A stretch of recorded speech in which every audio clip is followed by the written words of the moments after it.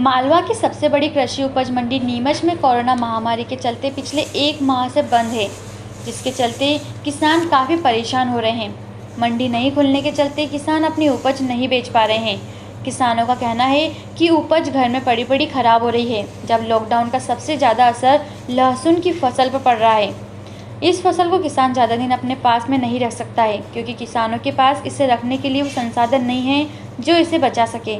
इसलिए किसान इसे बेचना चाह रहे हैं, लेकिन मंडी बंद होने के चलते किसान इसे बेच नहीं पा रहे हैं। वहीं जिम्मेदार सौदा पत्र के आधार पर उपज बेचने की बात कहकर अपना पल्ला झाड़ लेते हैं।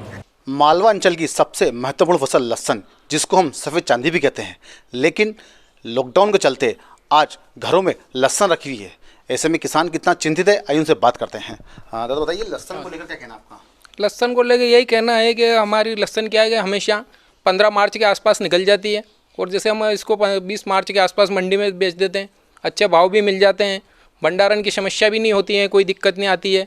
अभी इसको देखते हुए ये क्या है कि हमारे मध्य प्रदेश में अपने मालवा के जो बात करते हैं, मध्य प्रदेश के नीमच ज़िले की, जहाँ पे लहसुन एक क्या नकदी फसल है, जिसमें किसानों को क्या है कि नगद पैसा मिलता है। इसको एक नकदी फसल के रूप में गिना जाता है। और अभी इसको देखते हुए सब लहसुन हमारे घर में पड़ी हुई है, और इसको बेचने की बड़ी परेशानी आ रही है। कोई लेवार नहीं है, कहीं जाके किसी व्यापारी से भाव करेंगे तो वो उसके हिसाब के भाव लगाएंगे, न कि वो इसके फसल के हिसाब के भाव बताएंगे।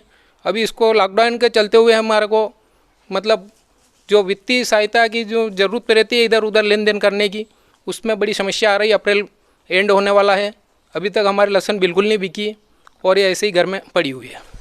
लहसुन अपने घरों में रखी हुई है, तो पिछले अगर बात करें तो पिछले लहसुन के किस तरह के भाव मिले थे किसानों को, और इस बार किसानों ने लहसुन को लेकर किस तरह की सोच रखी थी?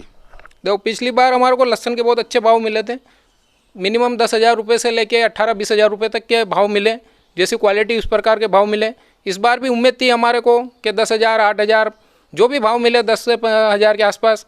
बाकी ये क्या है कि अभी इसका कुछ ये नहीं पता नहीं चल रहा है कि क्या भाव बिकेगी, कब पैसा आएगा, क्या परिवहन होगा, कब मंडियाँ चलेगी, क्या किस प्रकार से इसकी खरीदी की जाएगी, ये हमारे अभी घर में पड़ी है।